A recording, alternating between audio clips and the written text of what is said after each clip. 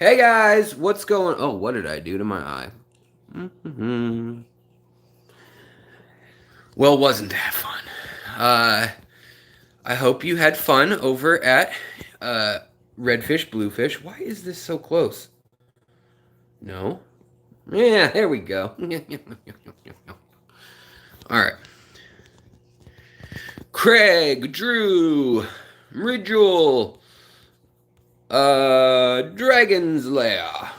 Um, you know what's funny? So I had to run my big silly mouth and say, I'm going to just keep streaming tonight until I hit my goal of 15K. Well, I had 186 subs while we were over in Jason's deal. And literally now I have so let me rephrase that. I had 12 subs left to go to get to my goal of 15.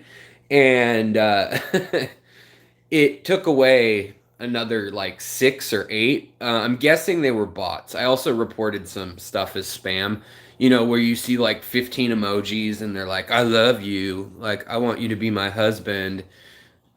Nobody says that to me. So I know that's a bot. Let's see here. My wife didn't even say that to me. No, I'm just kidding. All right. So yeah.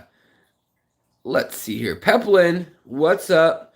Jeeps and things. What is going on? Well, thank you for subbing. I appreciate that. We can use all the substitutes we can get.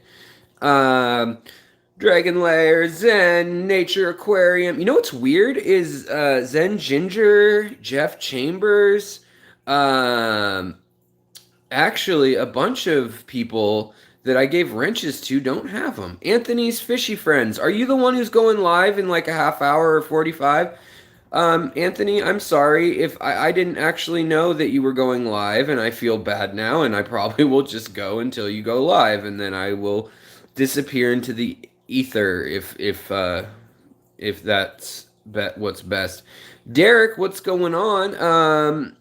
Back, tell a friend. I'm cutting into your beauty sleep. You're plenty beautiful, I'm sure. So, do we have some fish-related questions? Yes, J-Rad, you and I have been in the same streams all day. My ribs, literally today, I woke up and my ribs were like, you got this, bro. And I was able to do a couple full buckets of water change, even though I'm not supposed to. I didn't push my luck. I just did it very slow and easy. And yeah, so hopefully I can get my tanks back where I want them at. Because right now they're not at the tippy top. Ro, what's going on? She had to resubstitute to me today.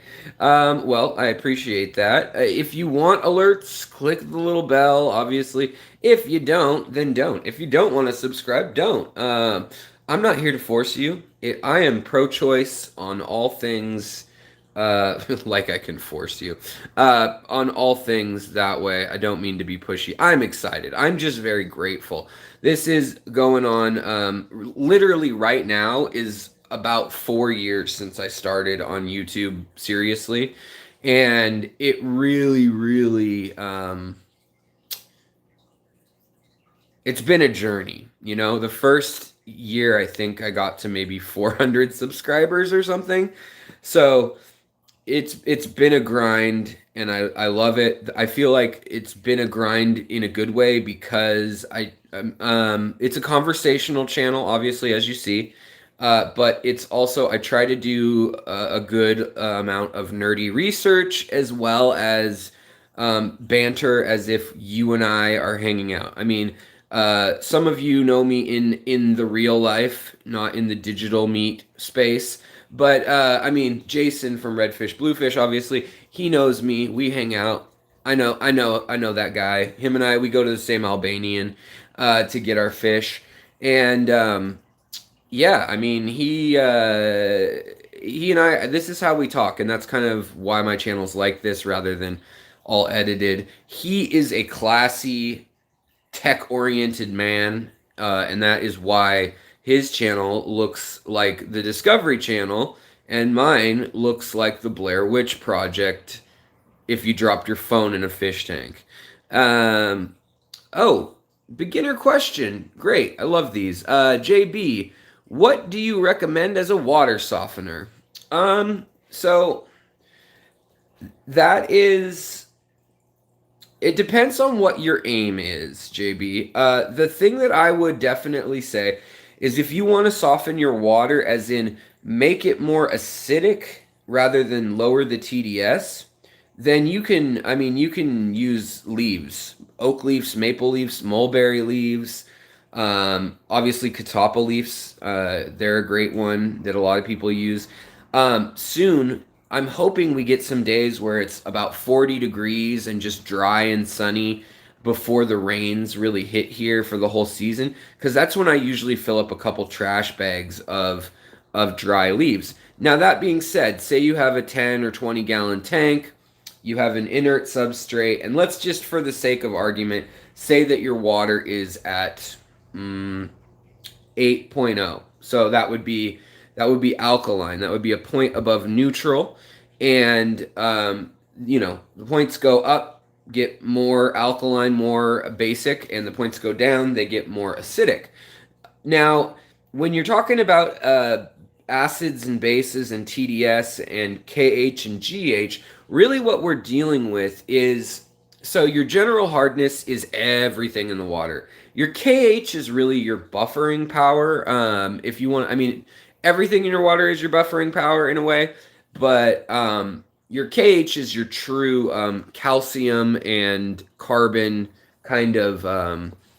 It has a direct correlation with how much your water can change pH wise, how quickly, because those particles can absorb various elements, and also they can dissolve and then break down, and so for every little piece of acid, enzyme in there or whatever, there will be a piece of the KH breaking down. So that is, if it's for shrimp that you need to know these things, I would say that for water softening, I would start with definitely using like Brightwell substrate, something like that, or some sort of ash or clay based substrate that is acidic. So that means it has some organic matter in it, probably too,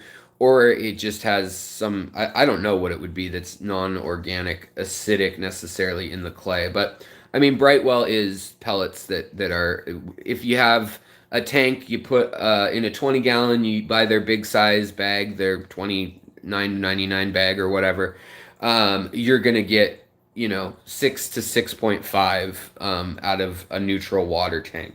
And that's great for crystal shrimp or Taiwan bees, things like that. However, if you have rock hard water and that's why you're asking, so your TDS is really high, you could put a ton of catappa leaves in there. You could put logs in there. You could have Malaysian driftwood that just turns your tank black, like, so you can't even see through it. And that is actually not going to necessarily take all your TDS down. You could still have high to moderate TDS and then just make an acidic tank.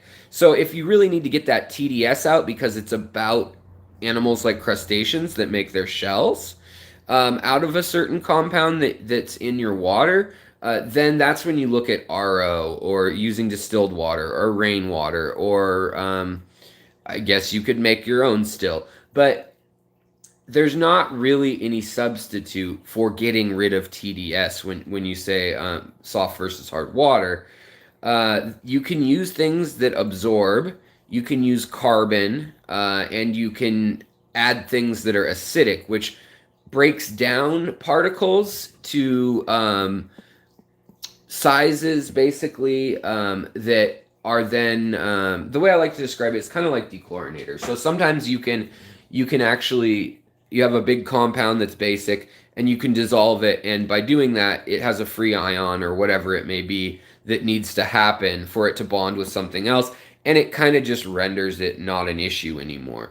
Most of the time, we're talking about the same sort of issues over and over again in most people's water. And so that's why we have these standard answers like, throw carbon in for this, use RO water for that. And RO is just, if you don't know what that is, you can buy a little contraption and it essentially distills. It's reverse osmosis, but essentially it's distilling the water, boiling it and taking the vapor. But it just does it with pressure because you can boil water at low pressure.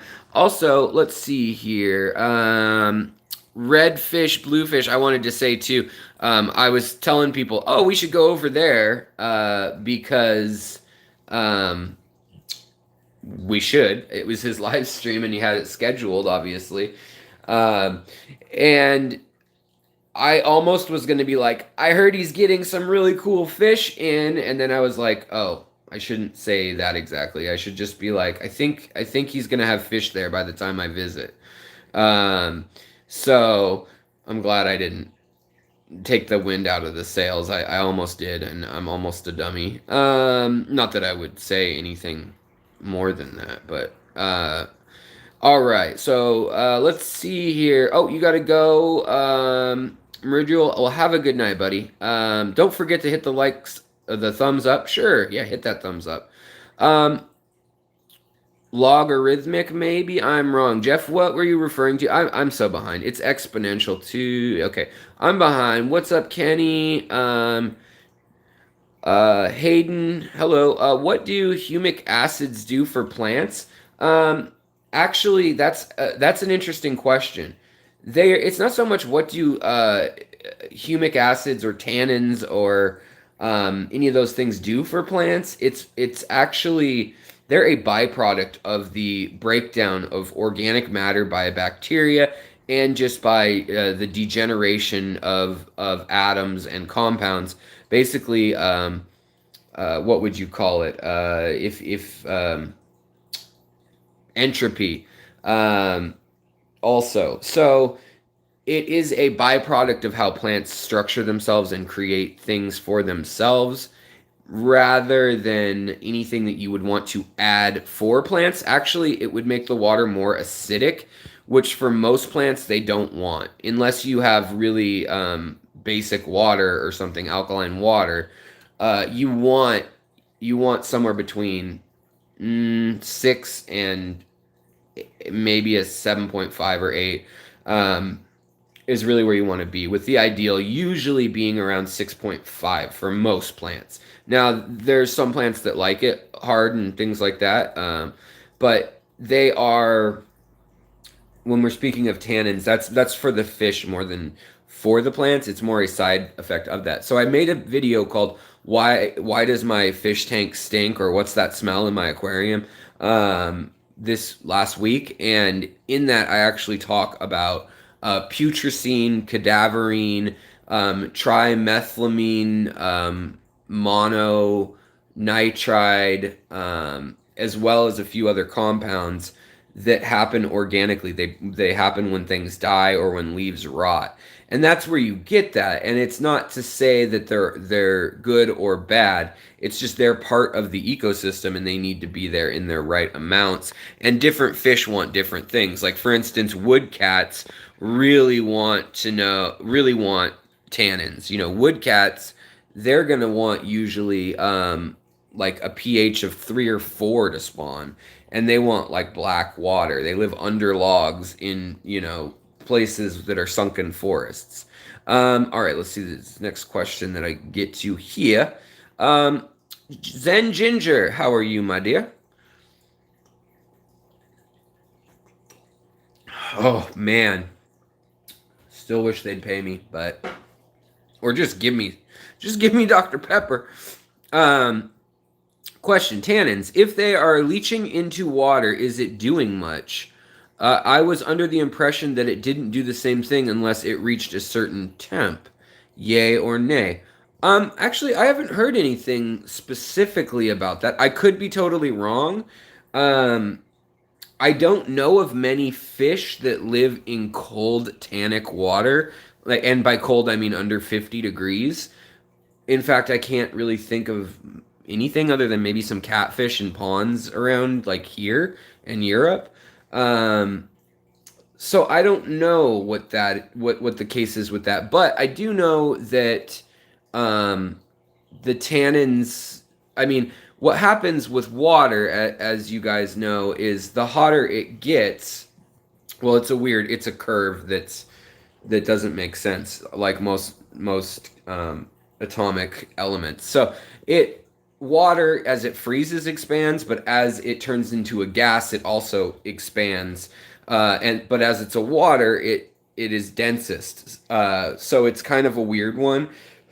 But as the temperature gets higher, it expands slightly. But they also move around quicker, and that's what I mean by expanding too. And that also in wood and things can cause the pores of wood to open, and basically it can increase the osmosis. Now also osmosis doesn't happen in a strict sense between plant cell walls and your tank, so and the water in your tank, I should say, because they have cell walls, not membranes. So they actually, plants need to be alive for their cell membrane or for their cell wall to actively be deciding to let water in or out. So really it's when the plant starts to decay, degrade, that those tannins can come out. And if you boil it or freeze it, you can shatter those cell walls. So sometimes that'll actually, you'll lose your tannins before you can get it in your tank.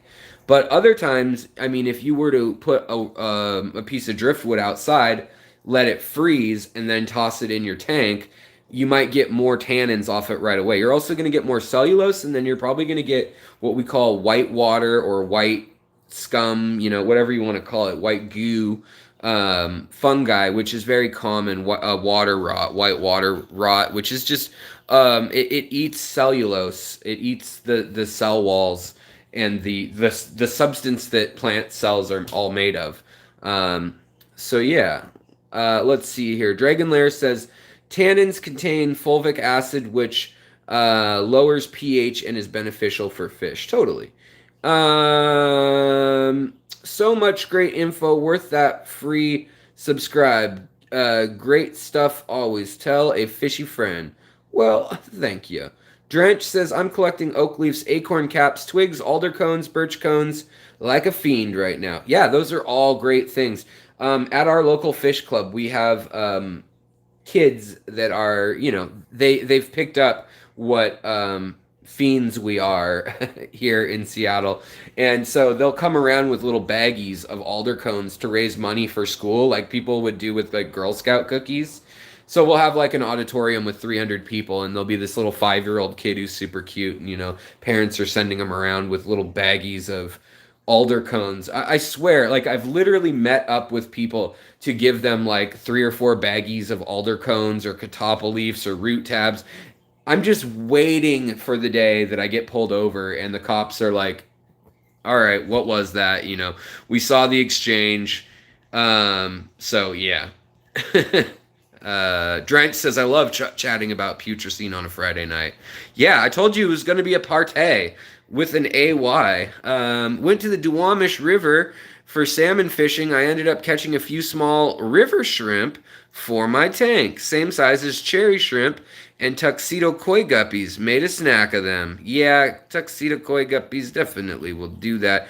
Average fish keeper, buddy. I'm curious. Did you try to identify them at all? Were they kind of similar to ghost shrimp, or what were they? I have yet to figure out what any shrimp are locally, or seen them in a while. I remember seeing them as kids. Kids when I was 2 kids, when I was plural. My rib, Leo, doing good. Doing good. Hey, from Australia, Bren Murphy. Well, welcome. G'day, mate. Good to see you. Welcome to the Partay, as it says above. I see it mostly in forums, so people are flawed and will repeat stupidity, so I figured I'd ask more credible folks. Well, thank you, Zen Ginger. I appreciate you considering me a reputable folk. If I'm not, someone will correct me on this channel. We have a lot of brilliant people on here, so I can afford to be an idiot because I'll get called out on it most likely, which is good for me. Then I don't say dumb things without thinking. Hopefully, mitochondria is the powerhouse of the cell. I remember that from seventh grade. Yes, and ribosomes. But it's definitely the mitochondria is the power plant. Let's see, Hugh. Pew Fish Zone. Are you like PewDiePie but like into fish? So one tank low KH and pH with sand. Few plants. Other tank dirted with loads of plants. Green water. KH and pH in medium range. Why so different? Why so serious? Okay, let me read that again. This feels like one of those story problems on an SAT. If my tank is going at half the speed of light and meets your tank at 3 times the speed of light in Schenectady, okay.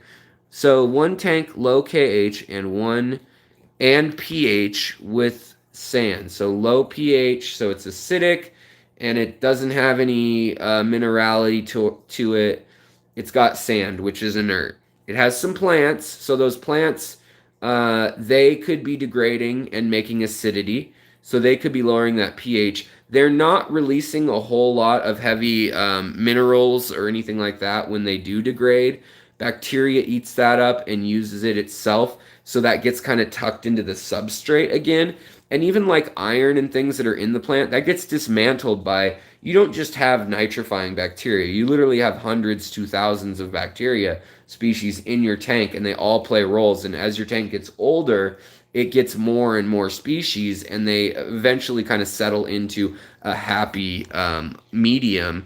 And so that like the iron and things, it needs to be oxidized for the plants to use it. So they'll use it once the bacteria is done with it, basically. So a lot of times when people add like a nail to their tank, the old trick of adding rusty nails, that actually has to be dismantled by the water and corrosion and micro life forms so that it can then be remetabolized. So yeah, let's see. The other dirted tank, loads of plants, green water. Green water, so it's got too much light probably, and a lot of nitrates in it. So it has maybe a high load of fish or a high load of dead plants or something in there, or you're using fertilizers. The KH and pH are in the medium, so I'm guessing you just have more stuff in that second tank. Loads of plants. The plants aren't going to eat the green water or anything. Sometimes they do bring down the TDS if they are water column feeders, but not usually a whole lot. But I would say the sand is probably the huge difference. You probably have a lot of organic material in the dirt that is feeding that green algae. Let's see here.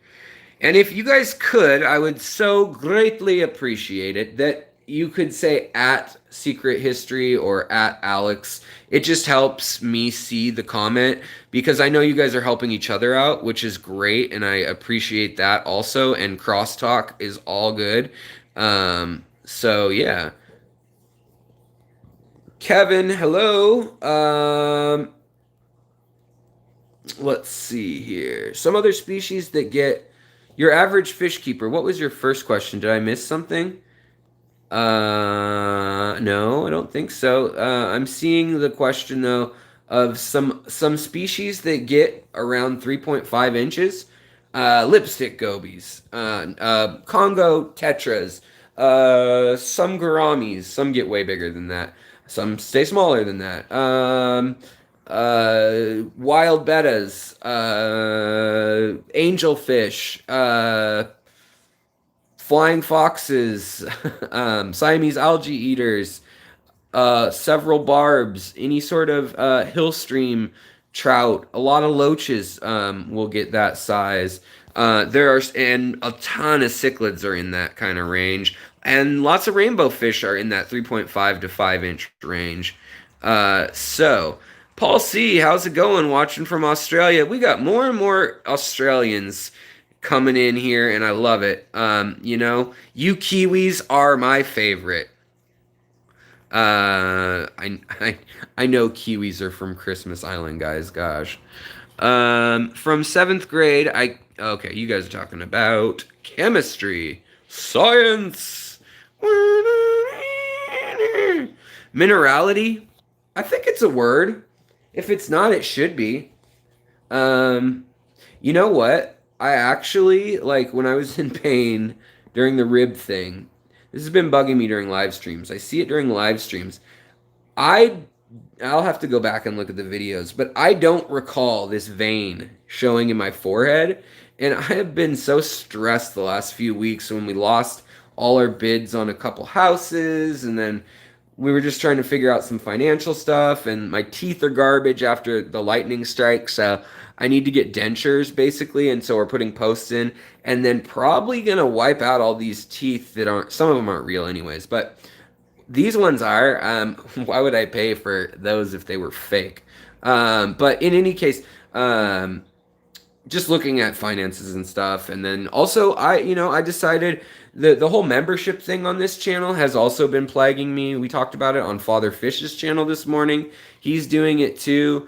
I don't like being a guardian to education and information. Honestly, I really hate that. So what I want to do, because I think education should be attainable to anybody who's willing to put a sincere effort into acquiring it, and that's just one of my principles. So for me, it's like the extra stuff that I hadn't been doing before with the channel. So like if you guys are members now, you can join for $1.99 is the entry price basically. And what it is assuring though is that I will have time to answer you guys if you have questions. You can drop them in the community tab. You can drop them, in the members only stuff that I've listed on there. I'm doing outlines with all my sources. So if you guys want to read the same scientific articles in scientific journals or magazine articles and things like that, I have subscriptions to all those that I pay for monthly. I enjoy them myself, but really if I didn't have this channel, I probably wouldn't be paying the $280 a year for one and 114 for another and 59.99 for another. But I do enjoy them, so I'm not trying to complain or guilt trip anyone. I'm just saying that like that's what it helps pay for. It helps me do research more easily than just Google Docs that are peer reviewed and stuff. So I'm trying to provide more of that back context as well as some more of me. So if I want to swear on a live stream, if we're doing a late night thing, like my wife's gone right now, like she swears more than me, but I mean, if we want to talk about something unfish related, I want to be able to do like a stream and say like, Merry Christmas, everyone. How are you guys doing? I like Father Fish's channel and a lot of what the Southern YouTube folks do. It's not just Southern YouTube folks or Southern Fish Tube folks, but a lot of y'all in the South seem to use like StreamYard and invite other people up to talk and do kind of a show and tell and things like that. And so I want to be able to do that with members. It's just, it gets so chaotic if we have over 100 people live or 200 people and lots in when the chat just goes going. So it's just kind of a way to mitigate that. But if you guys have ideas on it, or if you guys are really ticked off, you really hate that I turned on membership, you feel like it's a money grab, please feel free to engage me about that because I don't want it to seem like that. I'm not blocking off anything. Lately I've been producing more content than ever before, for everyone, for free. I mean, some of you have to watch ads before and after on some of them. Or you could get ad blocker and get rid of that too. I don't get any money when you do that, but I mean, you do you. All right, let's see here. I'm probably way behind after that diatribe. Alex, those plant root tabs any good? Yes, plant root tabs are great. I enjoy them. What Jason was talking about though that's where the money's at. If you want to charge your whole substrate, you could even do that. You could charge this stuff. What's it called? Zorb. Man, now I can't even think. Hold on. I'm gonna skip over everyone's questions. If anybody had questions in the last few minutes, let me just go to the bottom. It's the absorbent stuff, the blah blah Zorb. I'm totally drawing a blank on it. uh, oh, safety sorb. Yeah, the stuff you throw down, it looks like kitty litter you throw on gasoline or vomit or whatever. I guess it depends where you work. I worked at Trader Joe's for a while, and so I've thrown it on vomit, I've thrown it on blood, I've thrown it on gasoline, I've thrown it on all sorts of stuff. But yeah, that stuff. You could charge your tank up, or even just a bucket. I mean, get a bucket, get your favorite whatever, like from Nylock G or whoever. You can get individual elements and individual fertilizers and stuff, or from like ADA. This is where I get mine. I know it's overpriced, but I like. I'm stuck in my ways. This is how I do my aquascaping, is because there's no nitrates in any of this, and I overstock my tanks per se. From what aquascaping is all minimalist usually about fish load, and I'm not. So I have lots of nitrates, and ammonia that's coming out of fish poo and plants breaking down in their natural way. So I tend to like a medium depth substrate to a deeper substrate, and adding that, I don't need the nitrates added. Also, I will add iron from time to time. Um, Depending on what I want to do, what I want the plants to do. But what I would do is I'd get a bucket of the absorbent stuff, the safety absorb, and I would make a cocktail of whatever you want and let it sit. Just, I mean, load it up and let it sit, let it suck it up. And then mix that with whatever, gravel substrate, whatever you want. I mean, or active substrate too if you want. But just make sure to test for nitrites, and ammonia, obviously, before you do that. Oh, Pewfish Zone, we've got a new member to the channel. I appreciate that. Thank you so much. Welcome to the group of people who watch this channel and talk to each other. We don't have a name. That's another thing we should address at some point, which is we need a name for the group. According to YouTube, they say that makes it an interpersonal connection between me and the viewer. That's you. And that then I can extort you for more money. And same with the little icons. So let's come up with some icons so I can take more of your money. No, I'm just kidding. Sort of. I mean, obviously, I want to do it because it's fun. But I think we had some suggestions of doing, doing it linearly or laterally, however you want to say it, in the ecology of a tank. So it would be like the first level is Corridora. Second level is ruby tetras or some sort of jelly bean tetra. The next level is or maybe it'd be cribs, the second level. The next level would be neon tetras. The next level would be guppies, and the last level would be like hatchet fish or something. I don't know, whatever, something like that. Or we could do it by like who eats what, like what fish could eat what fish. So I'm open to suggestions. But yeah, the aquarium guys, what's going on? Rob's just stopping by. Make sure you hit that 15K. Big Hoss. Well, thank you so much. I resemble that remark. I am big. I need to lose some weight. My wife told me that. She goes, it came up. We were like, and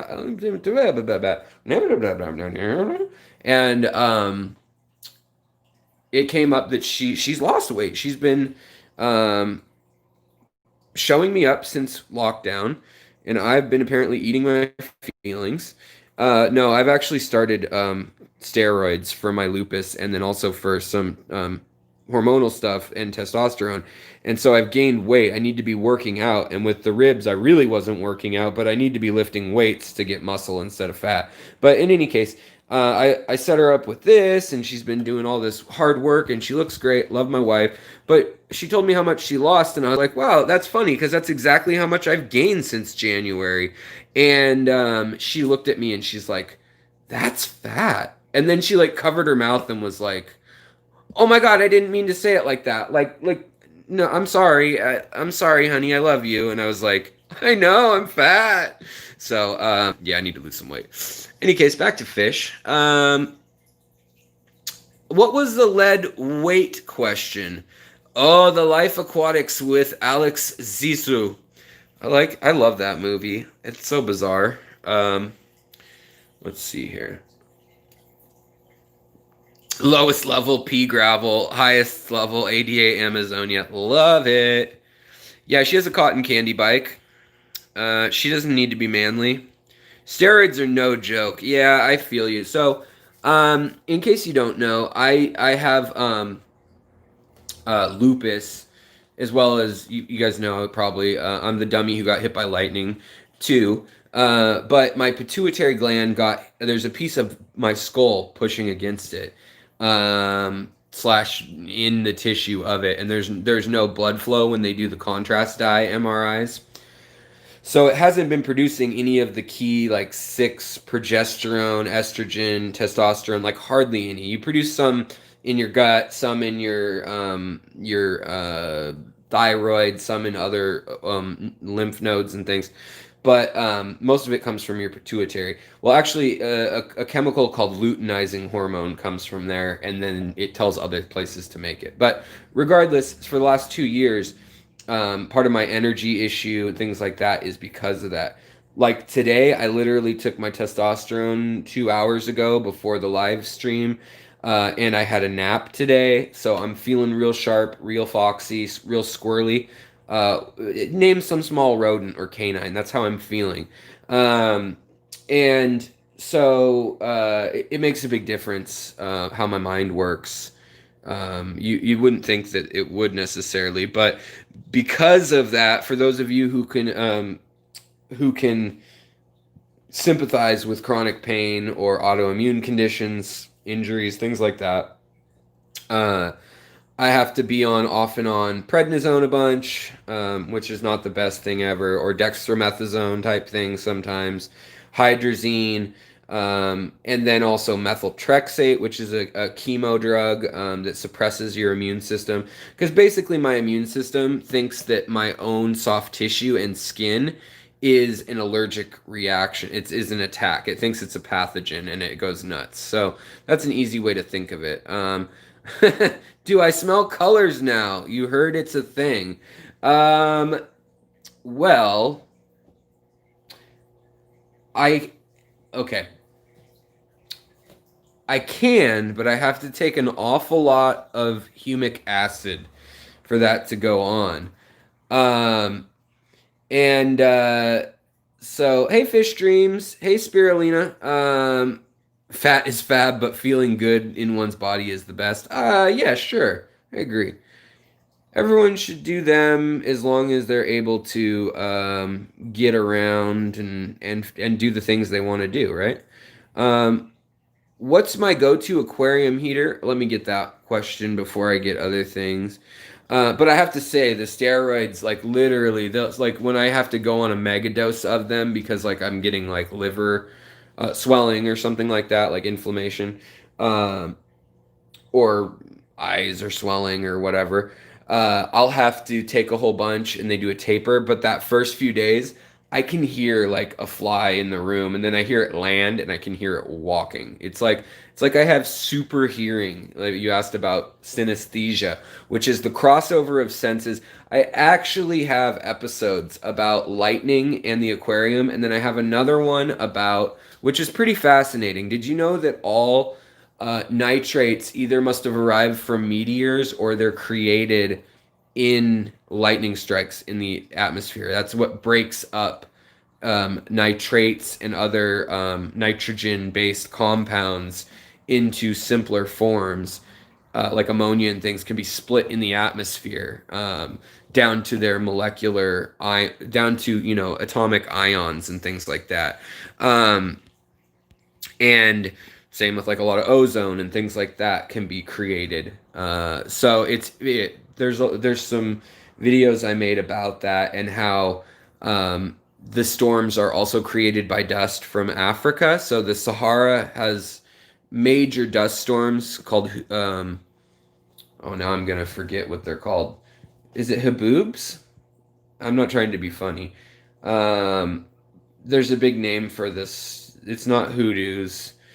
Hoodoos are those rock formations with with a skinny rock and a big rock on top. But I think it's haboobs or habibs, something like that. But they're big sandstorms, and they go up into the upper atmosphere, and we actually get what do you call it? Phosphorus from the desert there, that's in the substrate in the sand dunes, and it kicks it all the way up 50, 60,000 feet, fine particles into the upper atmosphere, and it goes around, and where it lands naturally is in the Brazilian rainforest, the Amazon, and the Amazon is naturally short of phosphates. And so it's just kind of this magical thing about our world that that's where most the phosphorus has come from. They can trace it back annually to that. Now, also, phosphorus and other dust is a nucleation point for rain. So rain, humidity, unless the air becomes super, super saturated, which is hard when it's cold, because remember we said when it's cold, it expands, it's ice, it's just a physics issue. But when it has a nucleation point or something to form around, to make a snowball around, every snowflake has a little piece of dust in the center. And the ice crystals form around that. And then when it goes up in an updraft, and because of warm air, even if that's negative 30 and the rest of the air is negative 50 degrees, it'll go up, and that ice piece gets bigger and bigger. Well, it's oftentimes dust from the Sahara, and this is way, way above the Amazon jungle, 5 miles above the Amazon jungle or whatever. And all of a sudden, that piece comes down again when it starts to melt or gets hot. Well, then the ice piece, the hail, melts too. And then the updraft catches it and it goes back up. And this friction is what charges lightning storms. And so lightning actually is responsible, and the dust in the Sahara, however you want to look at it, it's all a big system, is actually one big, really fascinating loop of how it recharges and revitalizes the desert or the Amazon. And then also lightning causes, carbon to be made. It causes actual, forest fires, and naturally they don't burn like they do when they scour the land with, gasoline and petroleum-based fires that burn the substrate and, all the big trees too. Usually it just burns through the underbrush pretty well, or through dead trees. And then that later becomes active carbon. I mean, it can burn hot enough and suck enough air out of the immediate area that happens. All metals are from meteors too. Well, in theory, probably the conglomeration around Earth. They think there's a lot of nickel and zinc in the center of the Earth, liquid, last I heard. Leo says, Alex, I've always wondered what lead weights on plants does to a tank. Years ago, my local fish store always had lead weights wrapped around them. I used to remove them, thought it would poison the fish. What do you say? That's a great question. That's a question I had a few years ago. It's not the same kind of lead as like a fishing weight. So even like a fishing weight has a type of available lead, is what I'll say, because it's a kind of complex chemistry for the sake of lead poisoning in organisms. But essentially, you get it builds up over time, and in fish they can be very sensitive to it. Copper they're even more sensitive to, and shrimp are even more sensitive to that. And as well as mercury. Now, these things build up in fish, and you hear about it, and it's bad. But what that is it's usually from industrial byproducts and more complex compounds. The stuff that they put on the lead bands is specifically designed. I've got one right here.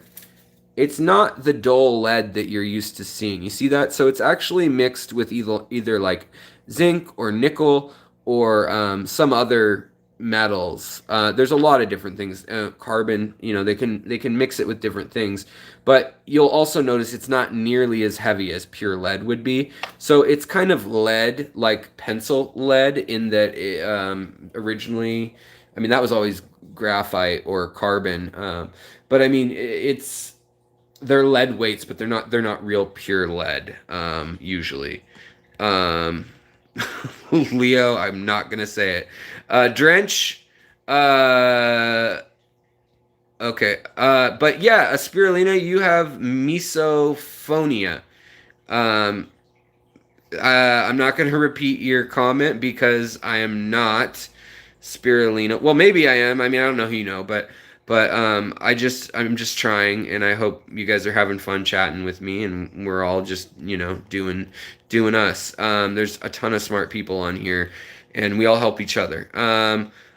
Yes, I will have to say Drench though. My team at trivia, I'm not allowed at trivia places. When before I got hit by lightning, I was even sharper with facts, with random facts. But I mean, interpersonal stuff, some of it I'm awful with. Like I used to have a really near photographic memory when I was painting like this. I wouldn't need a reference. Remembering ways to people's houses. Ever since the massive head injury from the lightning, when I hit my head and I got electrocuted, so it's like two injuries in one. Um, but basically I've lost that ability. I don't have a mental map that's very good anymore. I have cues, and so when I was really young, I taught myself. I was very full of anxiety, and I taught myself to associate when I hear a story to think of like a picture or think of a room, and I would actually take if there was a year or something, I would think, okay, if the year was 1322 or something like that, I would think, okay, there's one oven and there's two light bulbs and then another two light bulbs or whatever, and three burners on the stove. I know that sounds really weird, but then in my head, I would remember, oh yeah, that was the kitchen thing. And I see a picture of a kitchen and I'd count the burners and be like, okay, that's the year. So it's 1322. So you can use tricks like that. I mean, anyone can. There's a whole series of tricks like that for memory. But for me, I mean, I'll see a face and I'll recognize it, and I will not know their name. And I've met them dozens of times. Sometimes it's really frustrating. Um, but for some reason, oddball facts just fascinate me. History fascinates me. If it's a story, it fascinates me. Leo, Alex, mine looked like solder wire. Hmm. That was probably floral wire, would be my guess, unless it was like real thick. I would guess. Um, Usually that's wrapped in green, like green acrylic or PVP or PVC or PCP. I don't know what the heck they wrap it in. Um, I don't know about that. I have seen lead like that you use for weighting things, like specifically that's coiled up, that you cut that's real soft. I would not put that lead in my aquarium. Basically, if it leaves any lead on your hands, I would think better of that. But Leo, thank you very much for the other super chat. That is very kind of you. Back in the 50s and 60s, it was pure lead. I just have a few in my fish junk box. Yeah, I mean, the other thing is it builds up, right? So you're not going to kill your fish right away. It may take 5 years. And it also depends on what's tapping into it, you know? If it goes into the bottom of your substrate under sand and soil, your plants might get it, but unless your fish are eating your plants, then you might not have to worry about it. So yeah. Daniel, test your aquarium products for lead by performing a taste test. You know, that's what I recommend with paint chips in old houses. If your house is older than 1972, you should just get as much of the paint chips as you can into like a cup, like just a good, ounce or two, and just crush it up and then pour your favorite drink in there and then just gargle with it and swallow after you're done gargling. But that's the best way to tell if it's lead. If it's lead, you'll have lead poisoning when you go to the doctor years later. Let's see here. Do we have any other comments? Because I have, I've never munched on asbestos. No, I guess I haven't. Synesthesia. We were going to chat about that for a moment. So, and then we'll get to fish again. Insert disclaimer. Thank you, mods. You're saving me. Oh, yes, Jeff, I'll get to your question after that too. Sorry, buddy. So synesthesia is when your senses cross over. So what happens is normal people, when you're a baby, you form connections, and when you think, your brain tries to do it logically in the quickest way for neurons to send signals, which is usually through it's usually through like potassium ion or sodium ion channels and electrical signals. So they're almost like little batteries that when your nerve touches it sends a signal or it doesn't. So it's all binary, either on or off, like a computer. So it gets this signal and it goes along your axons and dendrites. So your axons are the meeting points, and your dendrites are the part of your cell that reach out. I've got a terrible tattoo of this. I tried to explain this to an old biker guy who was a tattoo artist years ago, and this is what he drew after I drew him like a textbook one. But those little arms, they send electric signals, and then the body of the nerve or brain cell or whatever, it controls the power, or the how fast those signals are going and what they're interpreted as.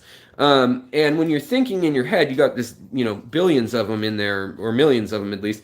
And if you're looking at something, your brain says, okay, color. So that's the color green on a tree. And I'm also smelling pine. And so you'll have all these thoughts going, and they all have pathways, and they form to different parts of your brain.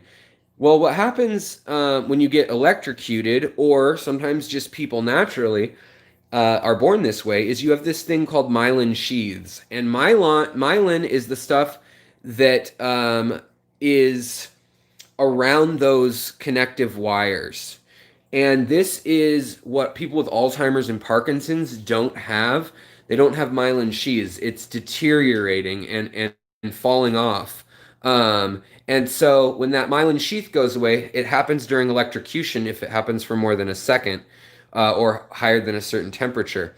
And the ion will lose its charge. It will just go off into nothingness, into your brain. It's such a low pulse electricity charge, but it will lose it. And so what happens is it can skip over to the next nerve. So you can have like your signal saying that's green on a tree, hop over to your smell saying that's pine. And so instead, maybe you see a tree and a house and a this, and you'll see the house and you'll say, houses smell like pine.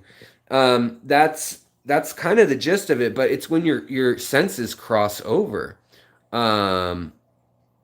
I am right now, I'm streaming off my new phone, like my newest phone. Is it giving you problems? I'm curious, T-Bone. Is everyone else having problems?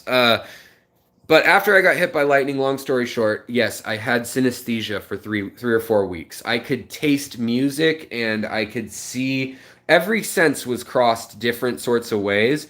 And the way the doctor explained it to me too is when you're healing, those myelin sheaths are gone, so things are hopping all over, and your body's trying to relearn, yes, that's right, yes, this is wrong, and you have memories which are wired another way that are like a backup system. It's a just in case system. You don't store memories in one spot. It's not a filing cabinet with one card. It's actually kind of like blockchain technology. I'm not going into that. Don't worry. But it needs pieces, or like a Tor. It needs pieces of the file, and it indexes those and then grabs them all really quick. And so that's why you can sometimes remember, like, oh, it's on the tip of my tongue, is you've got most of the file, you've got most of the pieces. But they're now learning that your memory is kept multiple places and broken up into different aspects of it. And so most people think from A to B to C, and that's their the way they process information. I might have to think from A to D to B to C, but still A to C needs to happen at some point. Instead of A, B, C, it goes A, D, B, C. So it can take longer. It can get cross information in there. And also, if it crosses into something that's actually useful and interpretable, then it can signal, it can fire off other senses or other sensations. Like I could feel tastes. Like when I'd eat vanilla, it felt soothing, like a back rub or something. When I would eat cinnamon or anything spicy after the lightning, it literally felt like goosebumps or goose pimples, whatever you want to call them. But it felt like knives all over in my pores. So yes. Now let's get to that question about Jeff's question about bu- bu- bu- bu- bu- sorry guys, I'm just reading some of the other things.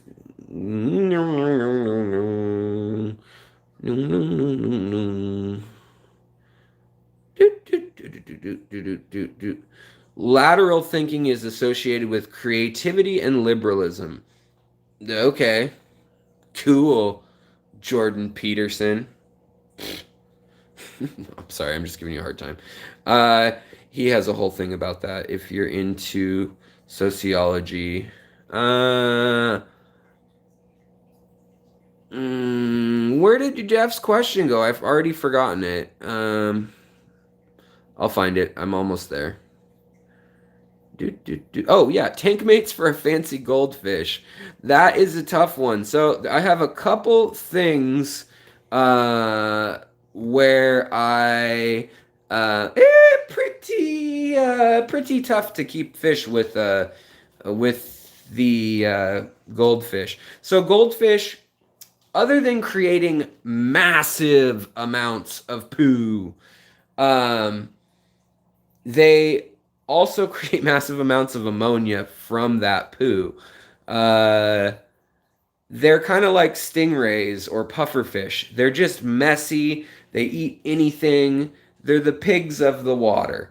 And it's funny that we think of them as this easy fish to keep because goldfish are a total pain in the butt to keep in like any sort of like bowl or small container like they used to.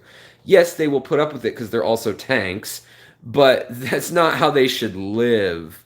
Um, and it's basically in their aquarium, if you have enough water flow, if you have enough space, if you have plants that they haven't eaten, which is hard, like Anubias, some swords, um, maybe duckweed. They'll eat the duckweed, but you might be able to outgrow it from the fish. The fancy tail's a good thing because it'll slow them down from killing. But anything that fits in a goldfish's mouth will go in the goldfish's mouth for number two. They're not nice fish to other fish, and they have toxic secretions that come off their body beyond the ammonia. They have a slime coat that is not it's pretty bad for other fish, apparently. So, sorry guys, I saw all the Seinfeld and Larry David comments. Um, but if I had to put something with them, uh, I'd pick something that hugs the bottom, ideally. Hillstream loaches, maybe Corys. If it's fancy and has a flauncy tail and it can't chase things that well, or it has the googly eyes, or it's a balloon or whatever. Um, but I mean, you could, in theory, keep anything with it if you have enough water to dilute it and it has enough space and there's hiding spots and hardwood and hardscape. But I would just say that goldfish are tricky. Honestly, most people keep goldfish with goldfish. You could keep them with other carps. That would be a possibility, but carps aren't the best ever. Oh yes, move the little B-52s into here. If you don't know what I'm talking about when I say B-52, hopefully I'll swim by again in a sec. But they're the peppercorys, the blue peppercorys that have the giant fins. They're in here, and I moved them out from with the panda loaches because the water one was I'm keeping the panda loaches cooler, and two, I didn't want them to have to deal with the stress of that, and they were eating my shrimp. For mint four, wow. Nice to see you, meet you. I don't recall seeing you before. Did you change your screen name, or am I losing my memory? I love red tiger crips, but they grow too big for my 8 gallon. Can you suggest something similar that will not grow as big? Yes, I sure can. Let's see. That is a great question. I would say. Oh, yeah, here's the little B-52s. They were just swimming in a little conga line. It was really cute. There were 4 of them all just going, like, following the leader all through the tank. Then we got the little Habrosis chilling on the leaf, and then I got the Venezuelas red or orange and black Corys. Where'd they go? They were just chilling up on some leaves here, too. Now they're down in here. Oh, there's one right there, right in the middle, right by that shrimp. A shrimp. Okay, so red plants, red plants. All right, so right here, mini. There is a variety of dwarf lily called the Nymphea minutia. It's usually green. However, you can get it in red also. It's hard to find, but I have one right here. And the little bulb, did I bury it? Oh, I buried it. It's not any bigger than that little baby pleco there.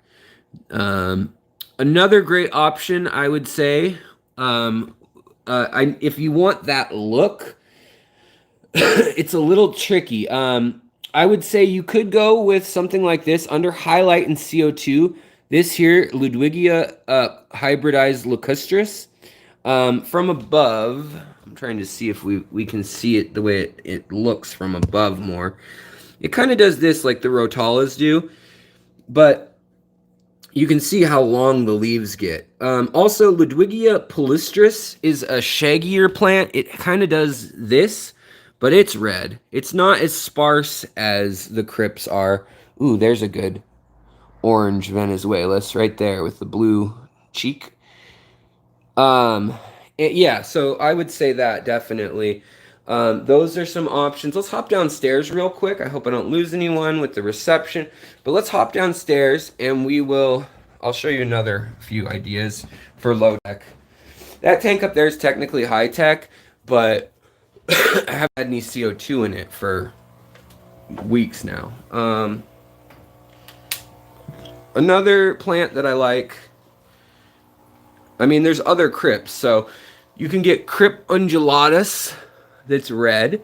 You could get Ludwigia repens super red, or you could get Ludwigia Rubin, or you could get Ludwigia palustris, like this one. Right here is that red tiger Crip spiralis that you speak of. And it is pretty darn unique in the way it looks, I have to say. AR Mini is kind of... Alternanthera renicii Mini is kind of similar in its color, not at all in its shape, really. That's some there, and some normal. Kabamba, you can get really red. Again, not going to be that shape, unfortunately. There is a metallic corkscrew val. That's another one that I guess you could use. Do I have any growing around here? But it gets a nice red color. This is all low tech. This is Hygrophila Rosenvig Sunset, or Polysperma as it's sometimes known. And it's that beautiful pink color, totally naturally. It's just an awesome plant. And then this is a red dwarf tiger lotus. Make sure to get dwarf if you've got a small tank. Those are some options that I think you could go with. You could also go... So the other one that I didn't want to point you in the direction of because it really does like CO2 and I don't know your setup is Crypt Albina Red. It looks like this kind of, but it's pink and red. It's a very cool plant, but it's very expensive. So yeah. Yeah, let's see here. Sunny, how's it going? Will guppies and endlers be able to survive in ponds at this time of year, living no snow, SoCal? Probably. What does full sun do to fish? Sun is fine for fish usually if they like it. It may stress them out emotionally. Look at this poor gal. She's getting so old and her back's getting deformed. I thought it was due to lack of calcium. Everyone else is fine. I think she's just getting old and had way too many babies, been chased into the side of the tank way too many times. Maybe it could be genetic too, but she's like 3 years old now. And she's just not doing well lately. Whereas this other gal her age is doing okay. But they have like 50 million babies there. It's ridiculous. This tank has no filter and no heater right now. I mean, it's got a heater sitting in there. It's got a filter sitting right there. But nothing going in here. Here's another one of those mini red Nymphea minutias. And I should have a billion shrimp visible in here, but I don't really see most of them, which is perturbing me. But there's also some loaches back there. But so yeah, sunlight. What I was gonna say is there are some fish that are stressed by sun. Honestly, angelfish don't like light as a whole, but it's not gonna kill them or anything, as long as the temperature is okay. Fish do tan though. I would say make sure you give them some lily pads or some cover of some sort so they can get out of it. Also make sure that predators can't see them and eat them, like a hawk or something. But, yeah, I mean, they'll probably be fine. Boy, look at that tail. Such fine detail with the blue. It almost looks like lace. Where's my boy? Come over here, buddy. This is a problem. So check this out. You want to see some nasty worms? Right there. He's got a bad case of worms. I was gone for 5 days, and everything goes to hell. Bad case of the worms. See the little red guys there? So everybody in this tank might as well have worms, even though that's not really true. There's certain fish that worms don't phase too, and then there's others that it just decimates. This pandagar, he could have a gut full of worms, and he's not going to care unless it's like a tapeworm. Same with gudgeons usually. Autocinkless. Danios, usually they don't care either. The big Danios. But yeah, so guppies will do fine. I have guppies outside, and it's like 45 degrees out there right now, and they're doing fine. They're doing their thing. I took most of them in, but I left some out there. I left the babies out there. Yeah, there's an Albita brown variant of that crypt that looks like the red tiger spiralis. And yes, it is a Tropica. Dennerley, I think, has one too. I might be wrong. Jason might know. Jason is the tissue culture expert. Oh, right on, average fish keeper. I love polysperma. It looks awesome in my 10-gallon. Yeah, it's hard to find. I found it in a local lake, and oh, there's no hawks in my fish room. Well, didn't he ask about sunlight outside? I thought the question was about sunlight outside. Also, I got this from Scottish Aquatics. This is that hygro. Oh, I just said it when we were over at that tank. Rubra, hygro rubra, and it's turning really pretty as it grows out. The land leaves are dying, and the water leaves are coming in kind of this brown copper color. I like it. I like it a lot. Oh, here's my betta, and he's just chilling. Chill. Yeah, we do need a dwarf variety of the Cryptspiralis red tiger. I mean, it can be huge. Literally, I mean, for me, I've never given it enough space because I always pack my tanks like a hoarder. But I've never had it really throw off babies and starts. I haven't cut it in half either. I always just think, oh, that's so pretty. But I'll have it get like 1.5 feet long sometimes. And it's like up been out of the water and just, it's insane. This is a 40-gallon breeder. 50 gallons is my biggest system. Also, check out, so these guys have a white, these are not albino. These are the Kohaku Swordtails that are the old school ones that are not albino. But this mama has so many babies in her belly that you can see in her clear spot. It's babies. Hold on, let's see if we can catch a better angle of her. Oh, I have something funny to show you guys too that happened or that I got. Also, then I've got my pleco, my fancy plecos. But is that you? No, that's the male, I think. What? Turn around. Let me see your gonopodium, boa. No, it's another female. This one right here that hopefully just swam to the front again. You can actually see the eyes of all the babies in her belly. Well, I can. Maybe you guys can't. Maybe you guys don't get to. I don't know. Let's try to. Okay, wait. Here she comes. Check that out. Yeah. Yeah, fishy, pretty fishy. Wait for her to turn. See that darkness right there? It's a bunch of babies. They're gonna come out. Woohoo! So that'll be fun. Hopefully the angels don't eat them. Probably they will. I should probably move her, honestly. But I have the true albino Kohaku swordtail, Pygmy Swordtails here. And I love these so much more, so I don't really care what those other ones do. These I just think are just stunning. I like them. And then I've got this variety here of rice fish with the yellow on it. See that? It's like canary yellow to my natural eyes. It's kind of soft yellow on here. I don't know. I've never seen that variety.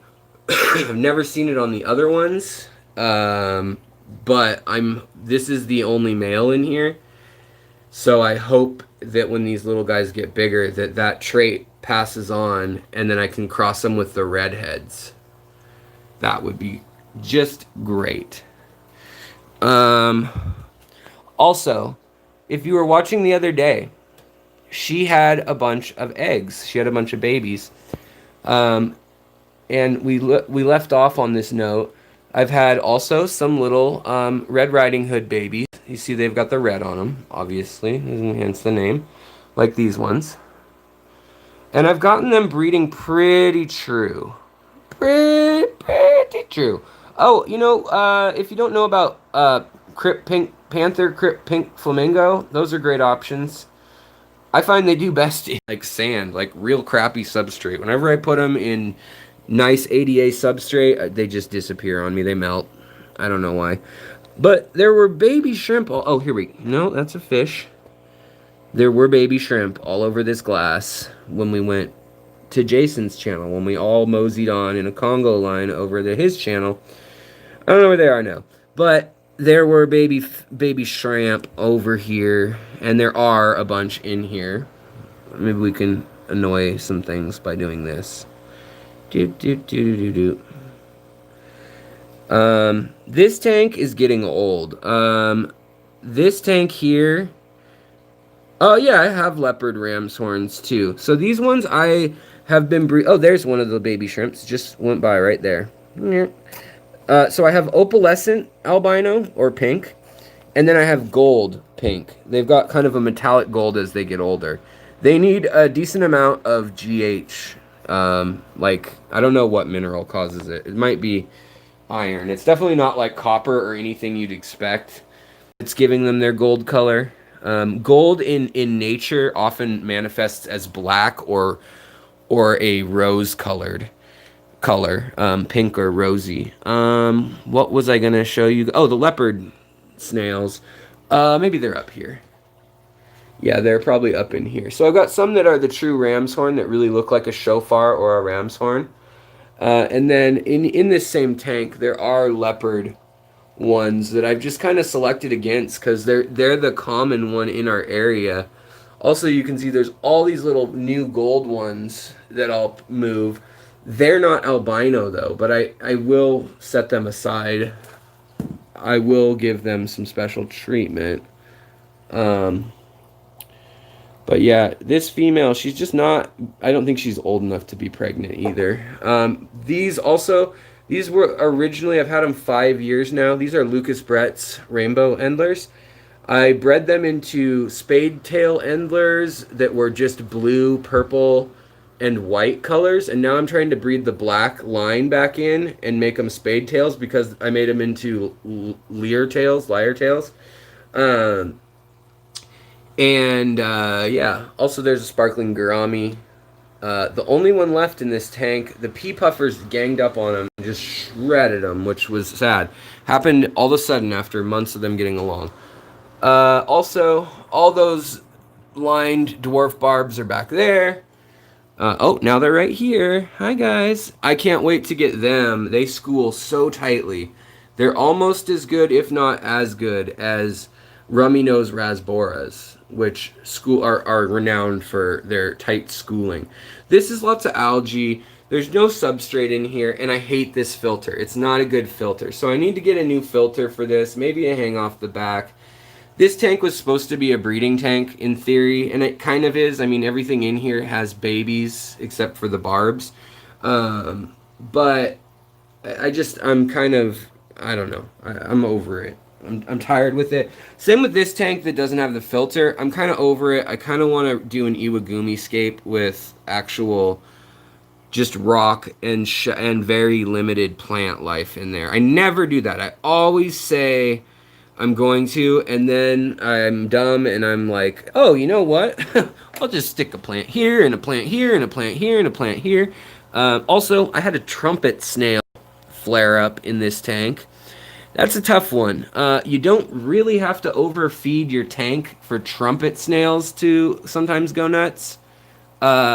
Sometimes, the parents find out. This is all I feed them. Is just some dust, and that's for everyone. Sometimes I'll do a couple crumbled Fluval bug bites for the gobies in here. Hopefully they'll come out in just a second. But they're definitely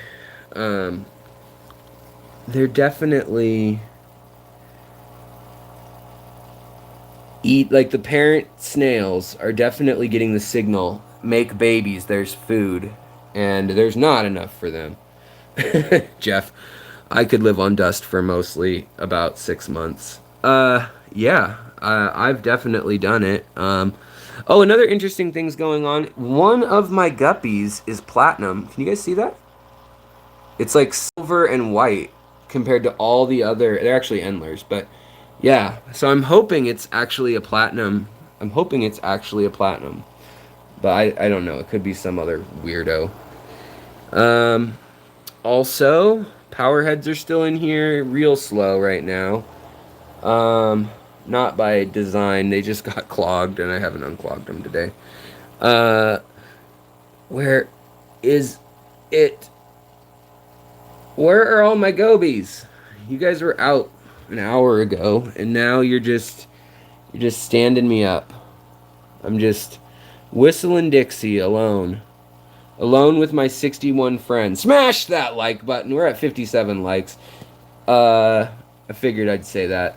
It's what they tell you to say at YouTube to make a deep connection with people so you can extort them for money. Lucky Charms. Oh, my L134s, they are getting big. They are getting, one is fat as heck. He's 3 years old, or she is. I think it's a she. And the other ones are getting there, but they're not. Oh, there's a goby finally. Jeez. So this is a neon blue goby, Styphodon, the neon blue kind, and it's got the yellow, but it's got the blue body, and it's actually eating the fry flake food, which is great. The powdered fry food. I don't know why. They were only eating biofilm for the longest time. And then over here, that's his wife. That's actually the blue one too. The blue female. You guys can't see it. She's got blue and turquoise iridescence on her, and they have lines down the side. We also have an electric gold neon goby in here, and we have a Palawan riffle goby in here. Hopefully they pop out in a sec. We'll give them a sec here. Oh, in this tank too, it's a mix of all my snails. So I've got my silver ram's horns, my opal ram's horns, and my gold ram's horns. But what happens when you mix them? See this? I'm starting to get leopard again, and that's actually not what I wanted. So yeah. I'm watching you. I see you. Apparently the way to get these... Oh, here comes the Styphodon. This is the riffle goby. So this one is from the island of Palau, which has hosted 2 seasons of Survivor, according to my mother. And they kind of look like a little rattlesnake or something. And these guys have an incredible suction cup and a clear back fin on them. But they have, that's the male that just cruised by, but they have the ability to walk up glass or stone. To me, glass, because it's so smooth, it makes sense that you could make a suction cup on it. But stone is what blows my mind, is that they can go up a wet waterfall. Maybe it's the algae that they use. Okay, and so this is another odd thing. Did you guys catch the swimming that just happened there? Even me talking made it stop, but hold on, let's try to, can we zoom out at all? Yeah, okay, we can zoom out. So we just had a goby swim. Now, it's very hard to tell the difference between the Palauan riffle goby when it's colorful and being flirty, this one, because see that yellow on its tail, on its back? It will extend that into its fins, into its dorsal fins. And the gold neon Styphodon, which is honestly just a Styphodon from another island 1,000 miles away, but it's from the same common ancestor.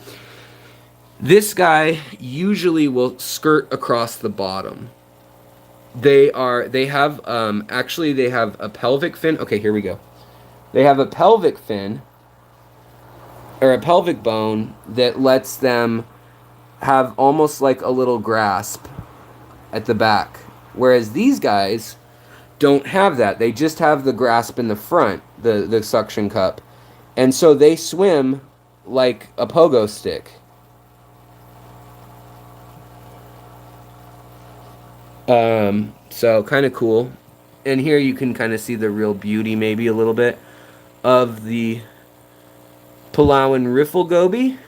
It's got this kind of olive and turquoise color to it, and then it's got like a kind of diamond hashing pattern. Whereas this one looks like a straight up little 1.5 inch long dragon and can bend all sorts of which ways. Now there's 30 of these. Here comes another one of the golds. And he has terrible body color. He's not very gold at all. But these guys are so expressive. They're expensive. They're very hard to breed in aquariums because they like brackish or salt water for their babies a lot of times. But they're so expressive. You know, they're 10 to 20 bucks depending on the species usually, and they're small. But boy, are they a personality. And you need to have a ton of oxygen in the water for them and a ton of air in the water for them. They're used to living in babbling brooks in the tropics that are filled with rainwater. So here's that neon gold one again, even though it's got a blue head. So yeah, I really like those. This is still my favorite tank at the moment with all the little shrimp that are getting along. Also, I need to breed these. I'm down to 4, but the Somfongzi rasboras, the females are a blue, opal, and green color. The males are an orange. That only happens when they hit 2 or 3 years old, and then they die. The end. Which is a bummer. And then I've also got the Luminatus in here. The oddballs out are really the Endlers. Endlers like hard water. And this water is around 6.5 to 7. And the TDS is around 100. So not hard or alkaline whatsoever. Oh, this goby was chasing this shrimp. It was funny. It chased it about 5 times. But these Endlers, like I said, I've had them 5 years. Seattle has very soft water, and so they actually get by just fine now in here, which took a lot of work and a lot of death before that worked out well. Here's the gold cloud minnows, or white cloud minnows. They're albino, so they're gold. I tossed in some vinegar eels and brine shrimp for them, freeze dried. Um, so they're going nuts.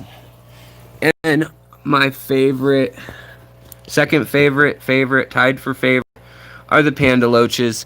I got some tricks from the BioAquatics down in Florida has successfully bred them now. But a German and a guy from Singapore first got them breeding last year. Before that, they couldn't figure out how to get them to spawn.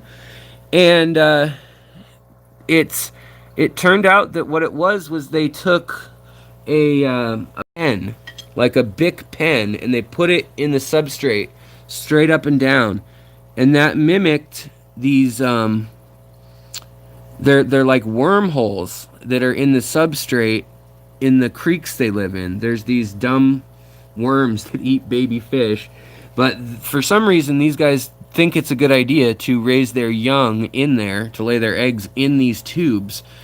Also clams, when they need a spot to breathe or whatever, where the little hole where they squirt water out of, freshwater clams and mussels and things, that's another spot where they'll crawl in. Now these are babies, and they will get bigger and then change color, and that's when they spawn. These are the North Fork of the river that they live in China, though. There are a few collection points. There's two. And these guys are the ones that stay truest to this form. So they'll turn a kind of light buttercream to golden color, and where the white is. And then the black should turn a dark brown to a gray. And instead of perfect stripes, they kind of turn more into like a diamondback rattlesnake. I can see chat. What did I miss? Mud skippers, you gonna try? Oh, am I gonna try breeding them? Yeah, I've been trying for years. I found out though, somebody who bred them and also bred, they also bred, what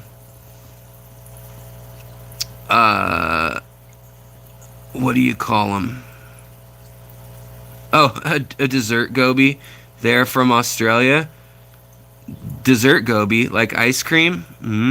Yes. Dessert gobies, delicious. Homer Simpson eats them.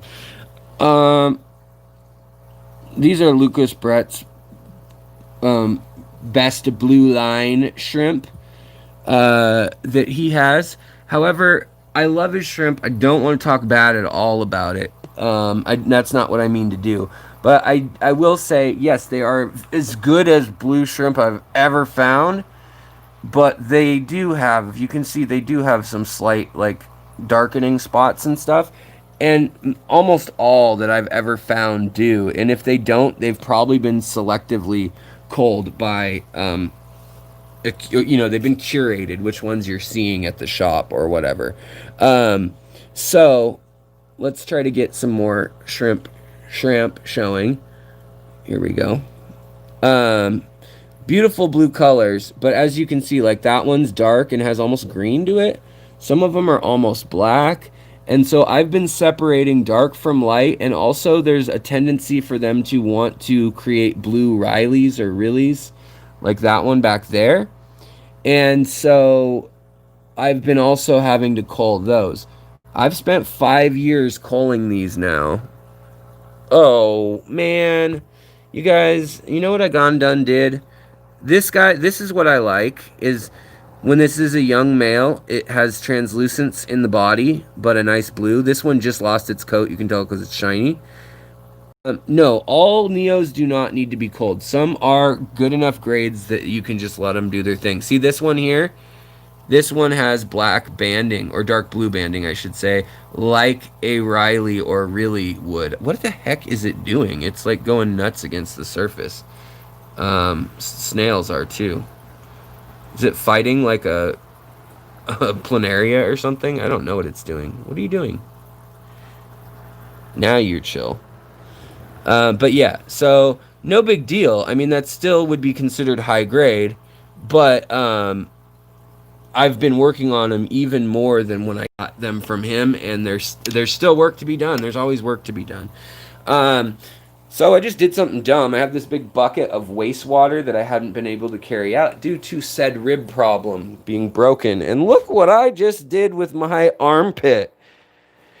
I literally put my frickin' arm into that bucket right there. Oh, I feel so smart. Oh, I am so smart. SMRT. Let's see here. I'm gonna nighttime squirt to all these little fishies. Just some fry food, just to hold them over. Sometimes I don't know. It doesn't give them that much sustenance, nutrients, or whatever. But it makes me feel better being a fish daddy. Let's see here. Yes, desert goby. I know exactly what you mean. Oh, I got this too for. It's odd because I got it for my, I don't know, 4th level, 3rd level. Wow, my hair is showing up red indoors even. I got this little rummy nose rasbora from Tannin Aquatics. It's a lapel pin, and that's what I get for breeding 300 entries or species of aquatic plants from my local fish club, and a certificate. I got a certificate too, but it's a cool pin. I think it's funny. Like, it is a nice gesture. And dues are nothing in our club. They're like $15 or something. So I'm not like complaining about it. But there's something funny about you spend years doing something, and it's really just for yourself. You don't need a reward. But it's like when I worked for Trader Joe's. If you were there 20 years, they gave you. They used to give you a leather jacket and a watch. And by the time I left, there was a manager that had just made it to 20 years. I was there 6 years doing chalk art as a part-time job. And by the time I left, they gave him a bottle of wine and chocolate for his 20-year gift. Yeah, things aren't like they used to be. No one gets a pension no mo. I'm turning off. I'm shutting down. It's closing time in this room.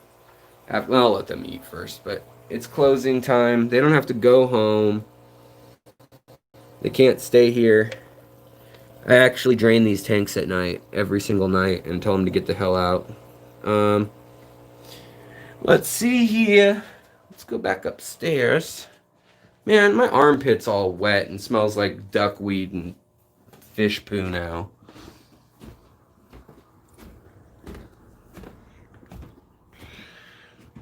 I got all the peanut butter pretzels I wanted.